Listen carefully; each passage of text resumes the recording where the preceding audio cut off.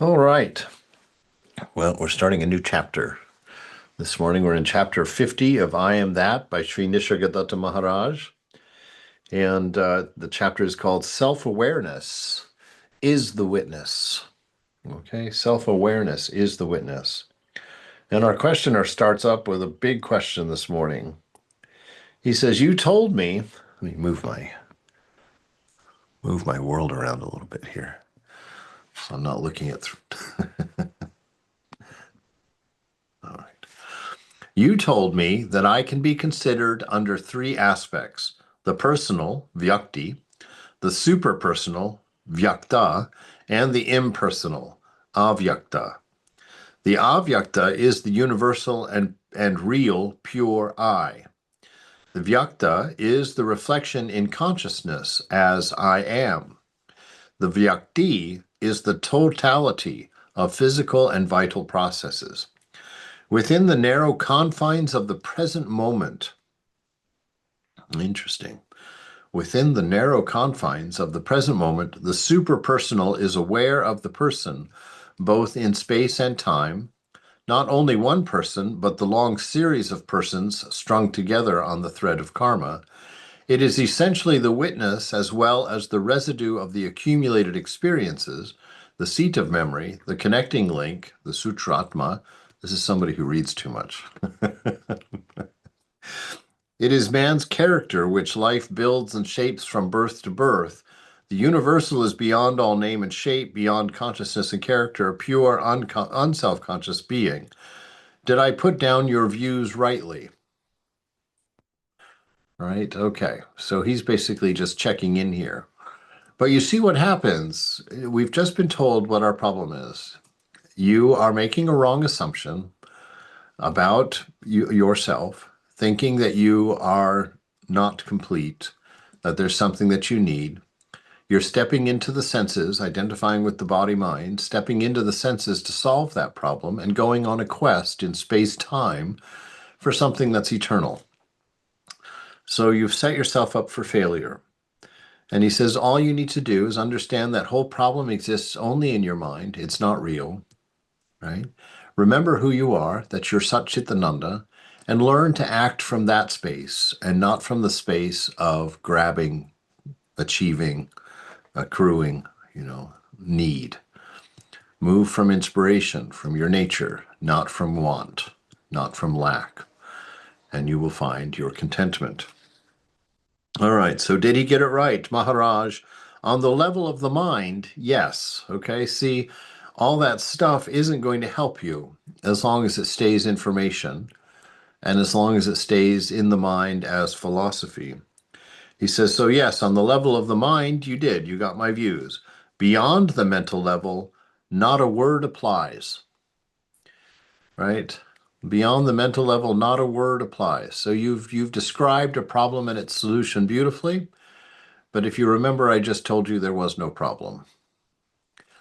So why have you gone about the trouble of describing it perfectly, and placing it within its philosophical underpinnings when it's unreal? That's the bottom line. So you see, you can make it very, very complicated. I've met some yogis out there that boy howdy, they've got words for everything. Sanskrit, Sanskrit, Sanskrit, Sanskrit. And yet they don't seem to be any better off. It's like we're all still stuck. We can describe our problem infinitely. We just can't get rid of it.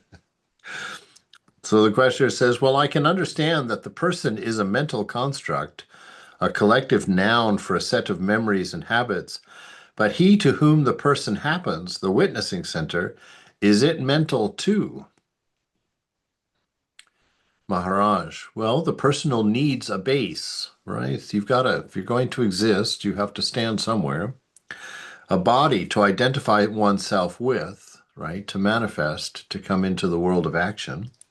Just as color needs a surface to appear on. The seeing of the color is independent of the color. It is the same whatever the color. One needs an eye to see a color. The colors are many, the eye is single. The personal is like the light in the color and also in the eye. yet simple, single, indivisible, and unperceivable, except in its manifestations. Not unknowable, but unperceivable. Not unobjectival, inseparable. Neither material nor mental, neither objective nor subjective. It is the root of matter and the source of consciousness. Beyond mere living and dying, it is the all-inclusive, all-exclusive life in which birth is death and death is birth. All right, well, fairly straightforward, even though he puts strings together some paradoxes there.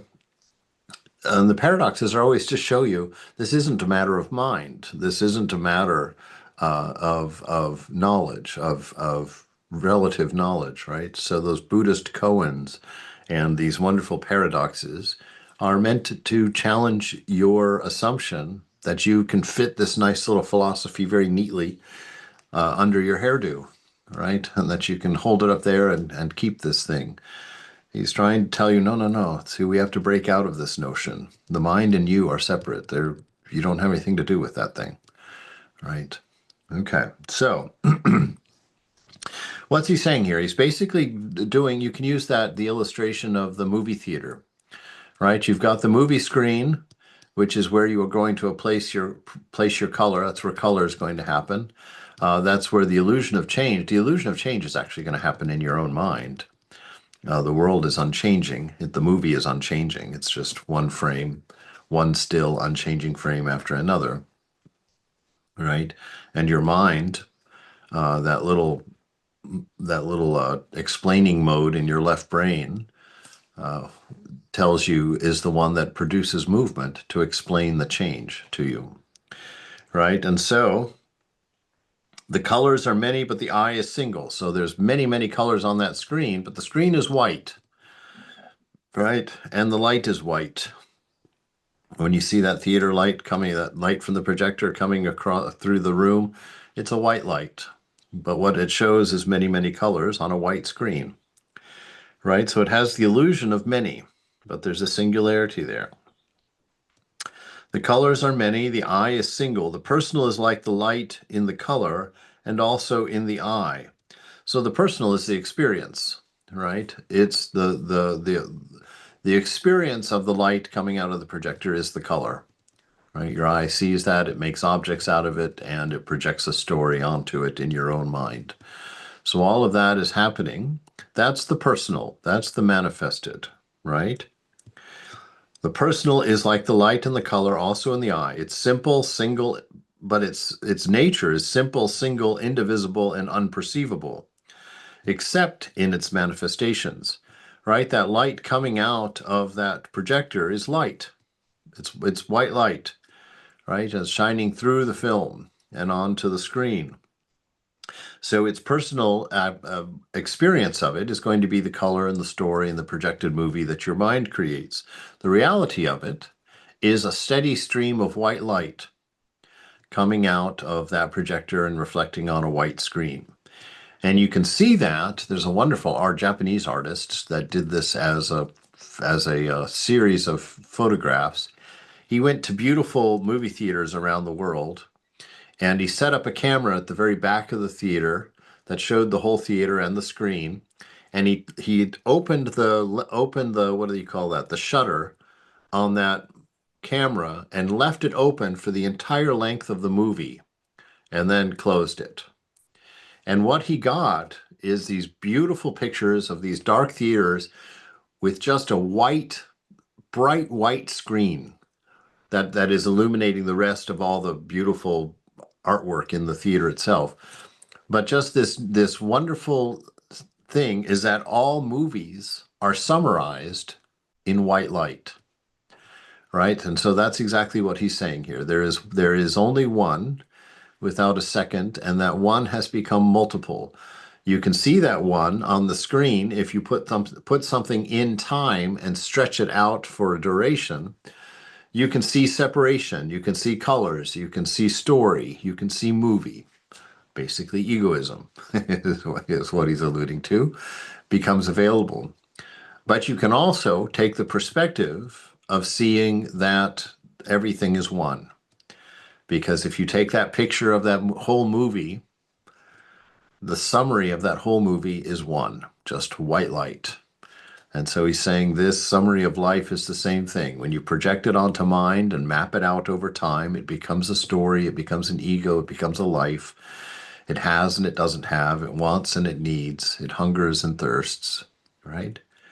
But when you understand the self, when you understand that this is the light of awareness shining on the mind through time-space causation, and you are not any of those things. You are separate from that. You are the light itself, the light that becomes everything that you observe.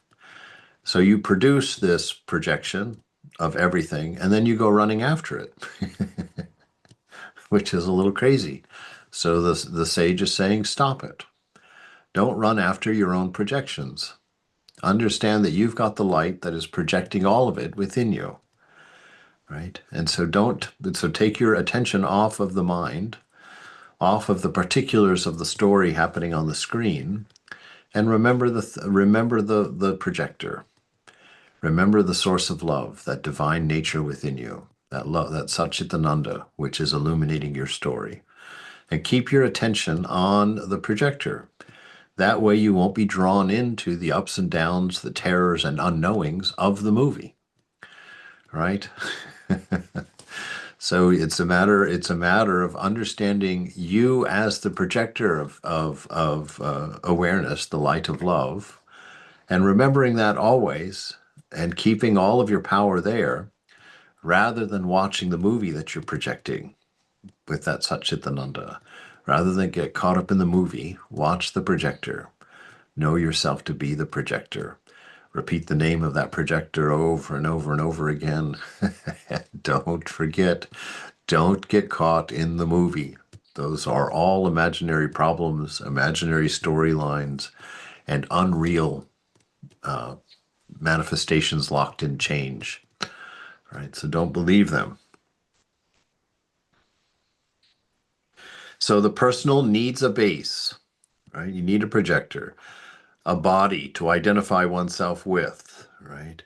So you're identifying with the movie, the body. Just as color needs a surface to appear on, it needs something to reflect, right? It needs to reflect on something. In our case, mind. The seeing of the color is independent of the color, right? The color happens whether you see it or not. That color on the screen is still there, whether it's being perceived or not, right? It's independent.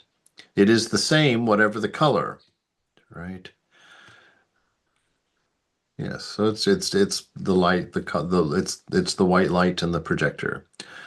The colors are many. The eye is single. The personal, the experience of it, that's the personal, the manifested. Like the light and the color is also in the eye, and yet simple, single, indivisible, and unperceivable, except in its manifestations. Right? When you look at that beam of light coming out of the projector, you can't see anything of the movie until it reflects on the screen. Right? So the self doesn't have any discerning features as you, as the projector. It's not until it projects through the body mind, right, to show you yourself, to become a thought of yourself in the changing mind. And now you've become a thought of yourself in the changing mind, and you're reacting to all of the changes and trying to manipulate the changes to accommodate this new sense of self as a reflection, right, or as a projection in the mind. You forget the projector. Right? So the personal is like the light in the color and also in the eye. It's the experience of that color, the experience of the movie, right? That's the manifested. But the nature of it is still simple, single, indivisible, and unperceivable. The light itself you cannot see until it reflects. Not unknowable, but unperceivable, un unobjectable, inseparable. So it's not unknowable, right? We can know it. But we're not going to know it in part, right? Right now, we know everything in part because we only get information in parts, right? The oneness that we're looking at gets broken up into its parts, fed through the senses, and we're dealing in parts. Those parts we will never collect enough of those parts to know. That's why this world is always changing, right? God said, paint a portrait of me. And someone was like, okay, but I couldn't catch all of you in one portrait. So I'm going to paint a portrait every moment for eternity and get as much of you down on paper as I can. Right?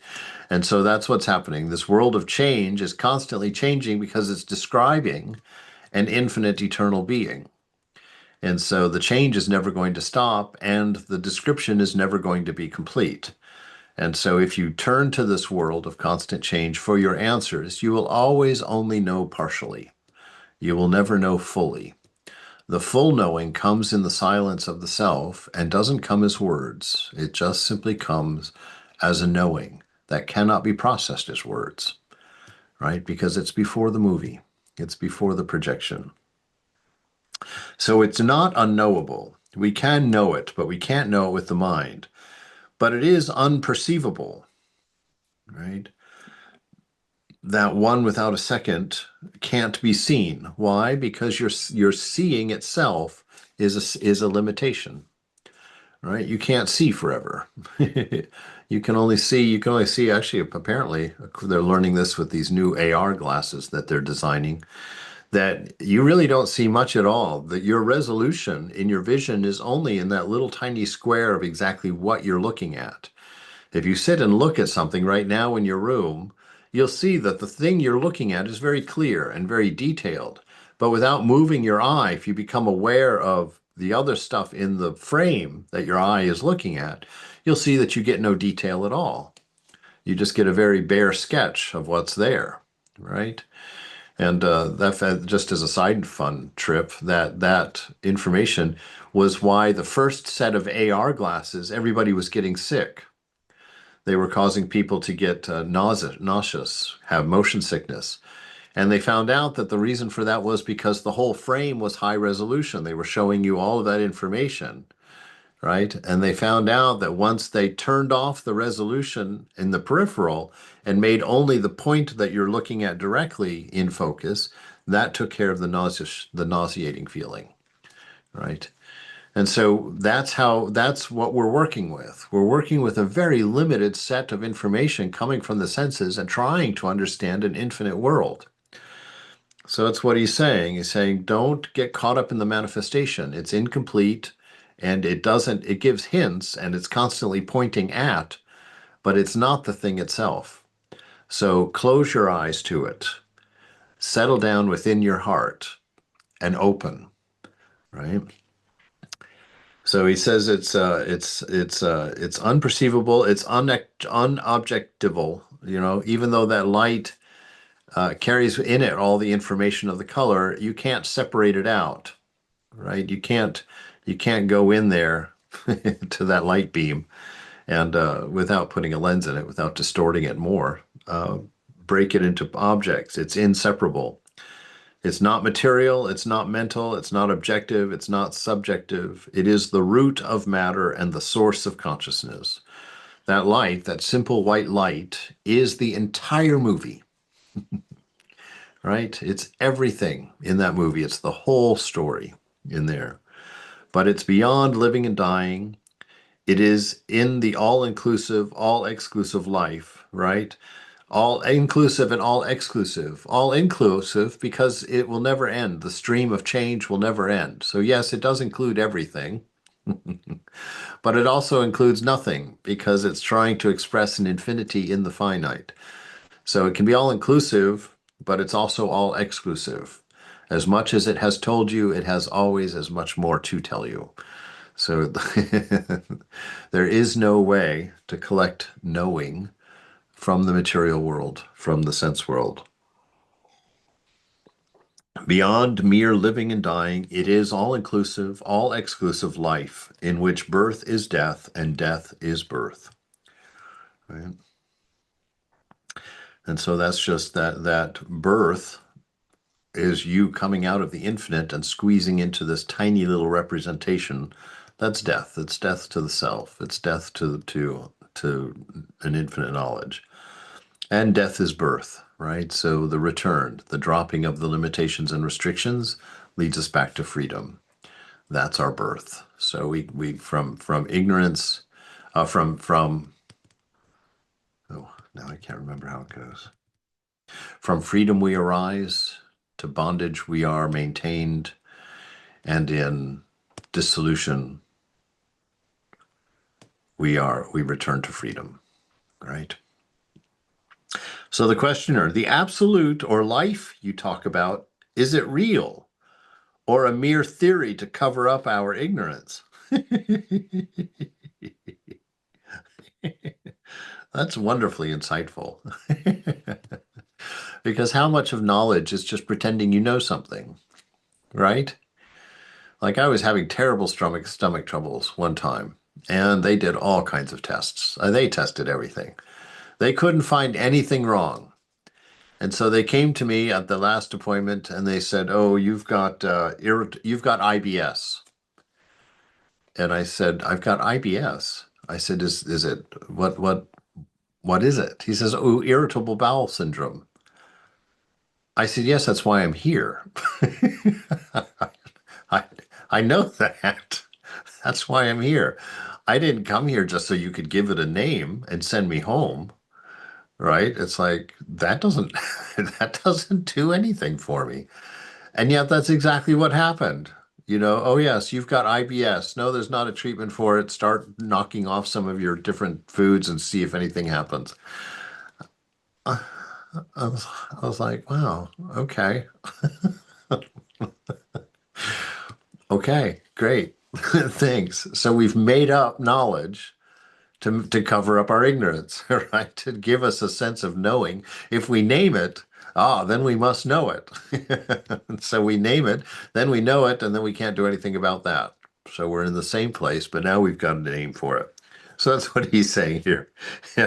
This life, this absolute life, this unchanging self, the ultimate reality, is it real or is it merely a theory to cover up our ignorance, to just make us feel good, to make us feel like we've got an answer for something? It's kind of ridiculous when you think about it, because in order to know anything, you have to assume you know nothing to Yeah, begin with. that's exactly right. You have to, I that's it. mean, uh, Yeah, that's the you're on first it. step, assuming you don't know. I mean, it's Yes. Opening. Yeah, assuming you don't know, or call it opening, right? Just opening your field of vision back up. But here's the funny part. Maharaj says, well, both. It's both, right? All of this knowledge isn't the thing itself, but it does give us a sense of comfort. It does give us some sense of inspiration, some sense of hope, some sense of love, of safety, right? So the manifestation does point to something, but it isn't the thing. So it's both. To the mind, it's a theory. In itself, it's a reality. It is a reality in its spontaneous and total rejection of the false. Just as light destroys darkness by its very presence, so does the Absolute destroy imagination. To see that all knowledge is a form of ignorance is itself a movement of reality. The witness is not a person. We've heard this before. This is important. The witness is not a person. The person comes into being when there is, as a basis for it, an organism, a body. In it, the absolute is reflected as awareness. Okay? So in the body, the absolute, your true nature, is reflected as awareness. So the fact that you're aware of being is the truth. Your awareness is the reality, right? What it's aware of is constantly changing. So you can't name it, you can't grab it, you can't hold it. It will always go through your fingers. To see that all knowledge is a form of ignorance is itself a movement of reality, right? Because all knowledge is a limitation, right? All knowledge is a description. A description is merely a limitation and a restriction. When you describe something, you limit it and restrict it to that quality and remove all other possibilities from it. right? So all knowledge is really ignorance, because to know something, you have to unknow all the other possibilities, right? It's not that. But in fact, that which you're looking at will only be that what you're looking at for a very short time before it morphs into something different and something different and something different and something different, until at one point, if you summarize everything that that little group of atoms has manifested as, you realize that you cannot limit it. That little group of atoms that was that little piece of wood in your hand eventually became a part of a rock, that became part of a Buddha, that became part of a nation, that became part of ad infinitum, right? So the witness is not a person. The person comes into being when there is a basis for it, an organism, a body, and in it the absolute is reflected as awareness. Pure awareness becomes self-awareness, right? So pure awareness is that which is aware of everything, everywhere, all at once. Self-awareness is my body mind taking its sensory information and creating a self out of it, right? Limiting this universal thing that I am into a singular range of experience. And that becomes the embodied self. That's the that's the infinite light identifying with only the light as it's reflected from the senses of this particular body mind. That's the personal. But you as a witness are not that person. You as the witness are aware of the whole, always. Okay? Pure awareness becomes self-awareness. When there is a self, self-awareness is the witness, right? So when there is a self, when a lowercase self, when there's an ego, right? As long as there's an ego, we're only going to take this limited world as being who we are, right? As descriptive of ourself. When there is no self to witness, there is no witnessing either. It is all very simple. It is the presence of the person that complicates. See that there is no such thing as a permanently separate person, and all becomes clear. Awareness, mind, matter, they are one reality in its two aspects as immovable and movable, and the three attributes of inertia, energy, and harmony. Oh, wonderful. Look at those synonyms for sattva, rajas, and tamas, right? Tamas, inertia, rajas, energy, sattva, harmony, right? So mind, matter, they are all one reality in its two aspects as immovable and movable, and the three attributes of inertia, energy, and harmony, right? So this is how the projection happens, right? So we're trying to increase our awareness, and initially we're just trying to become aware of being the light and not the reflection. That's the first step. Become aware that you are the light in the projector. You are not the story on the screen. That's the first. That's the first thing we move toward. Constantly remembering, no, I'm the light. I'm not the movie. I'm the light. I'm not the movie. Right? And what's the nature of that light? Love, wisdom, being. All right. So that's my movie. My movie will be love, light, and being, right? Wisdom and being. That's what this movie is. So I determine it by the nature of the light and not by the nature of the limitations. All right.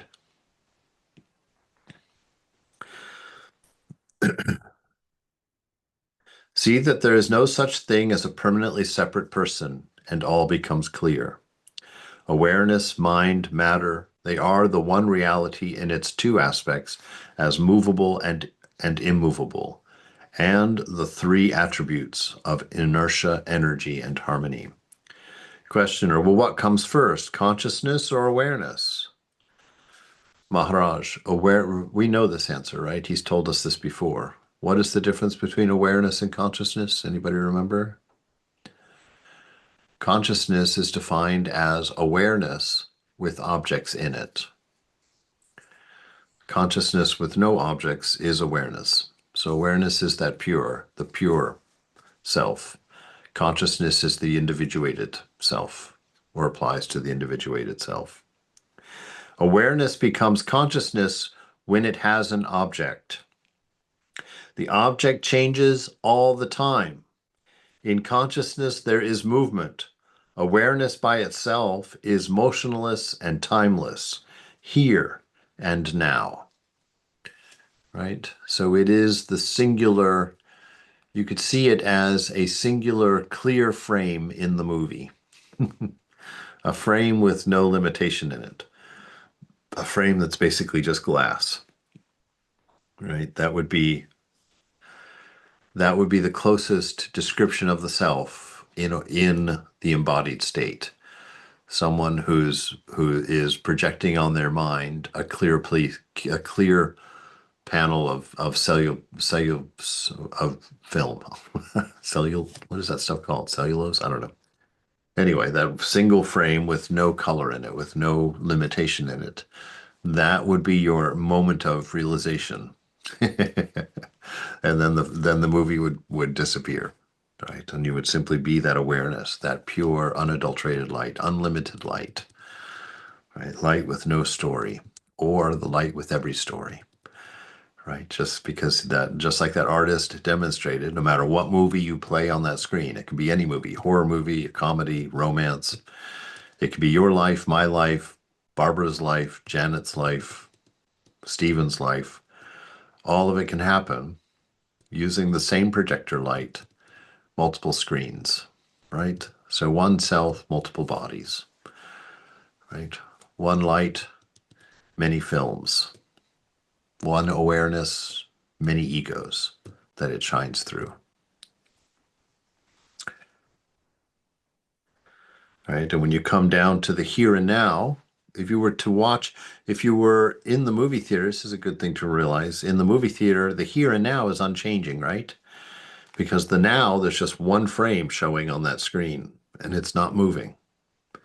The here and now is unmoving, right? When you take the sum total of here's and now's, the illusion of movement is there, but there's still no movement there. Movies do not move, right? Your mind makes them move.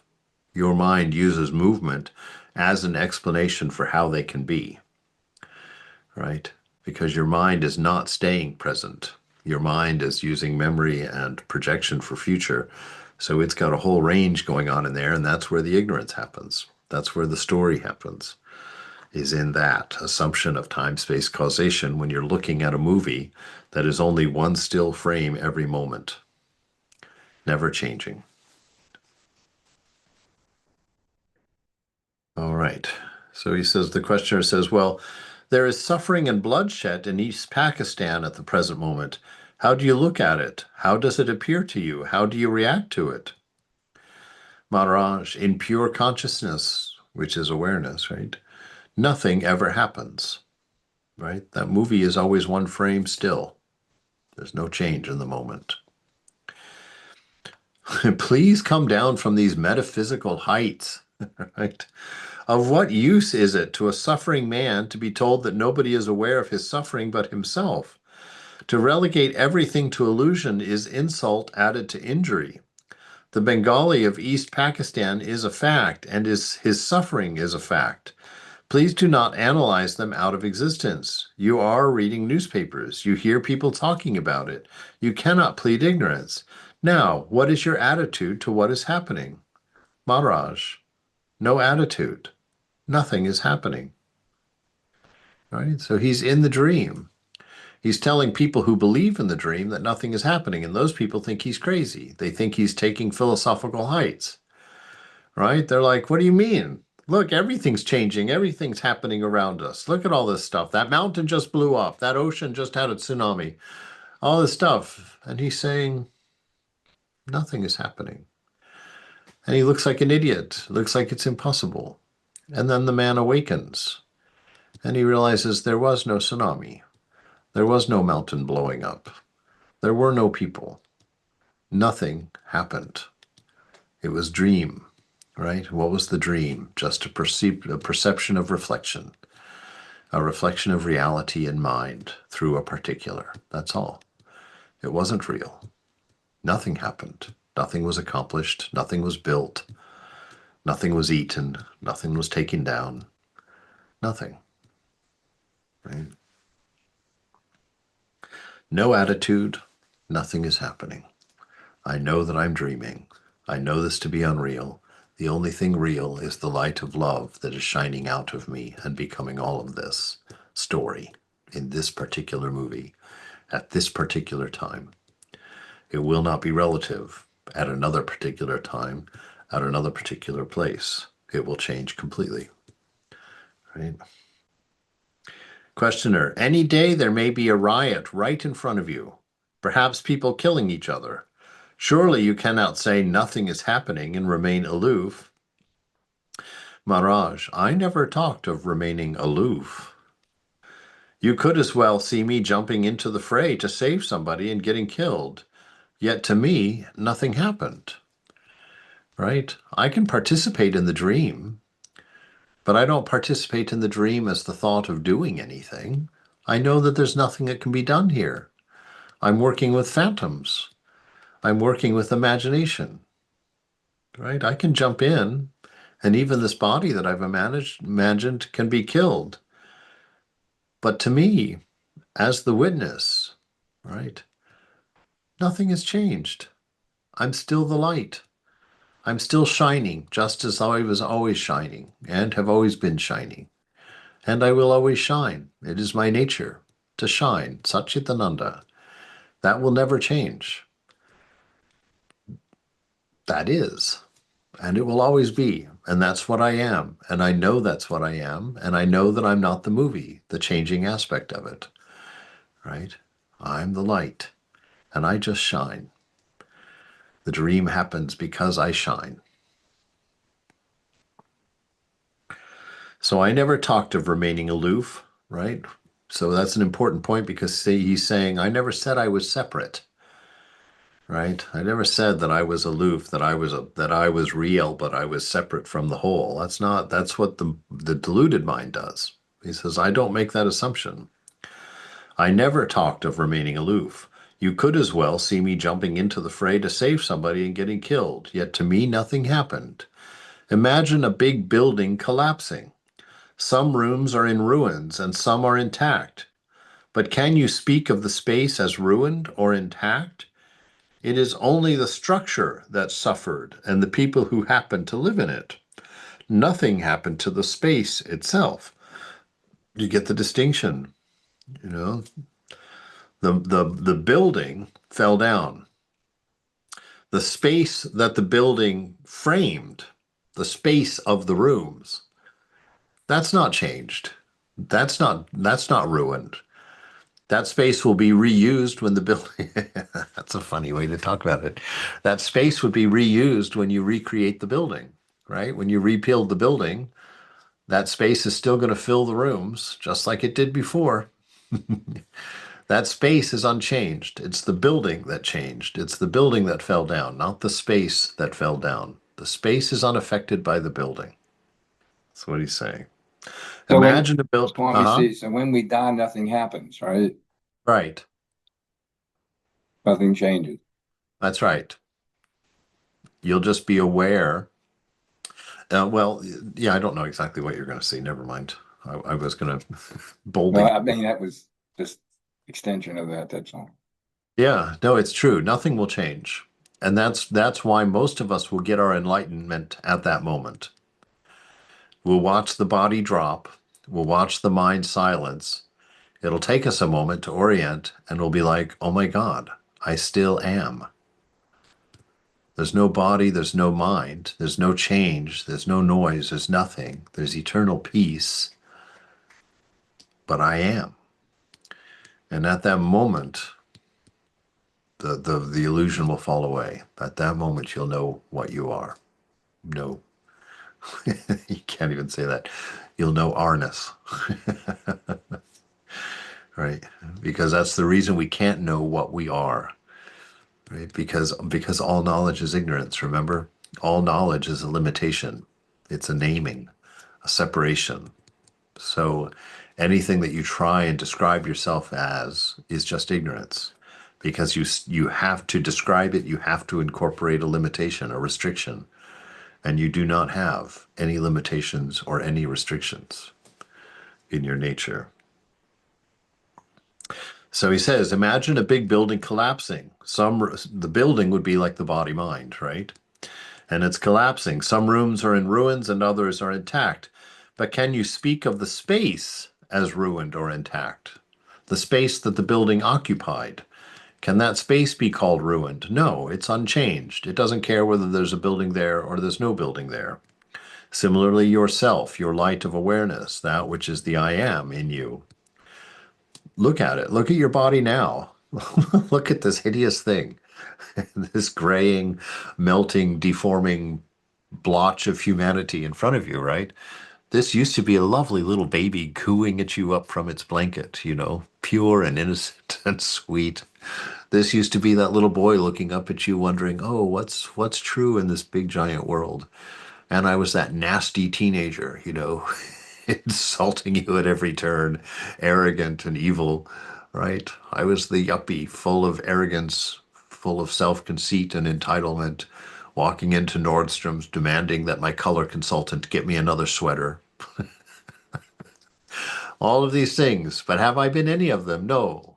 I was the light shining through all of them, but I was never the story, right? And I will never be the story. I will always be the light, shining continuously, freely, in every direction, equanimously.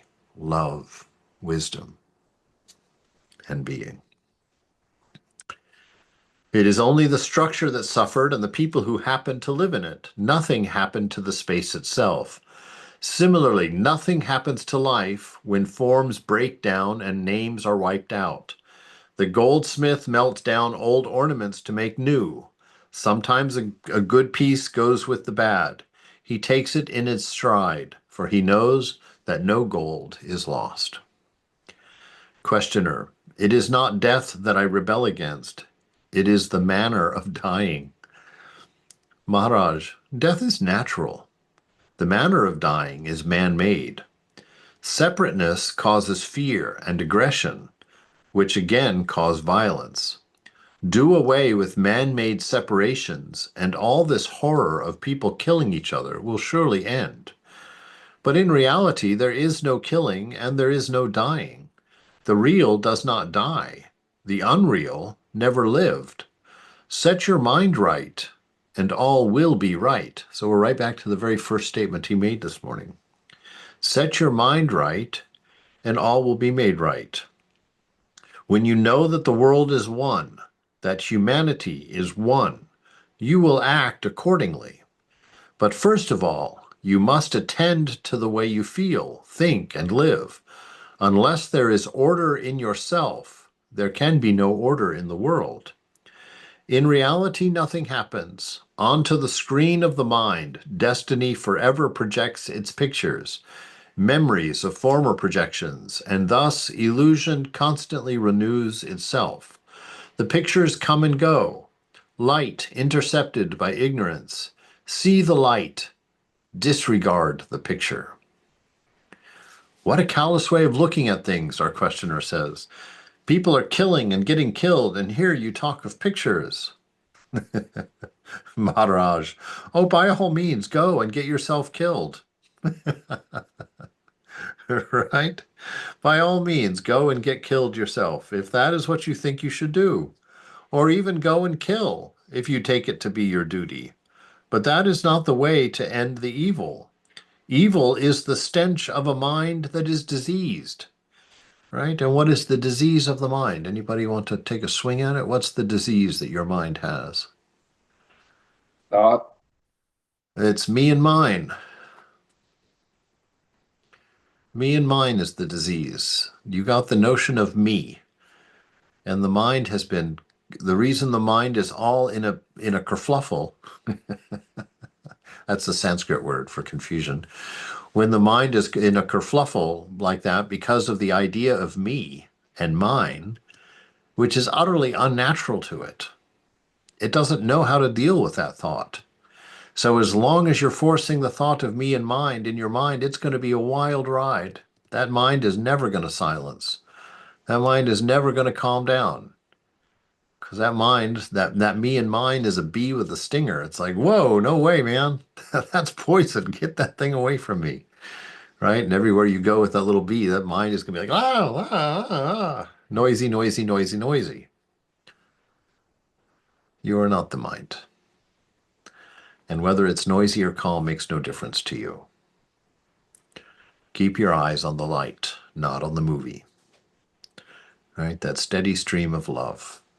Let that be your motive for your actions, for your existence in the world. And then everything will miraculously align in a perfect harmony. Everything that you need in life will be washing up on the shore of the moment for you.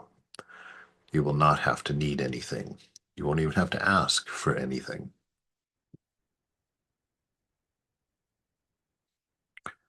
Heal your mind, and it will cease to project distorted, ugly pictures.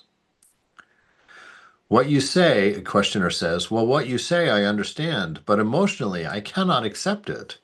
This merely idealistic view of life repels me deeply.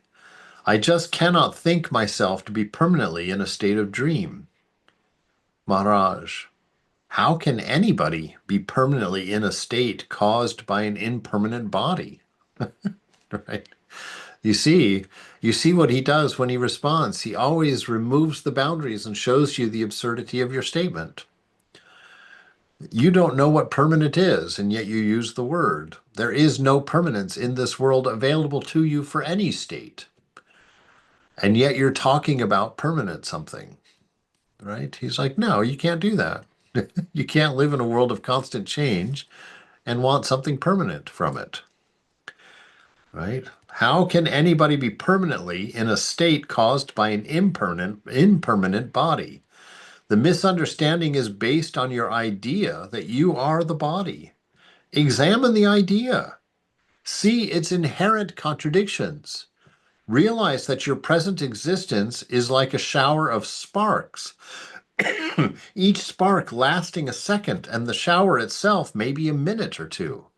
Surely a thing of which the beginning is the end can have no middle. Respect your own terms. Reality cannot be momentary. It is timeless, but timelessness is not duration.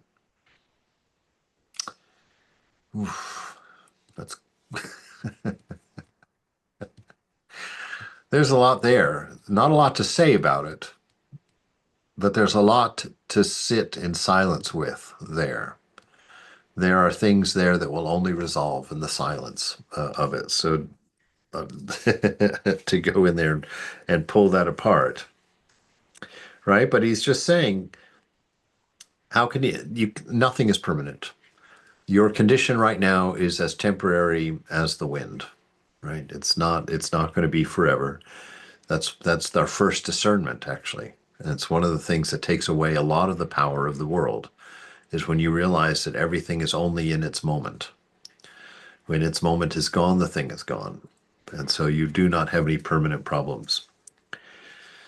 Then he goes on, he says, it's based on the idea that you're a body. You have identified with the body, which has created the thought of yourself in the mind.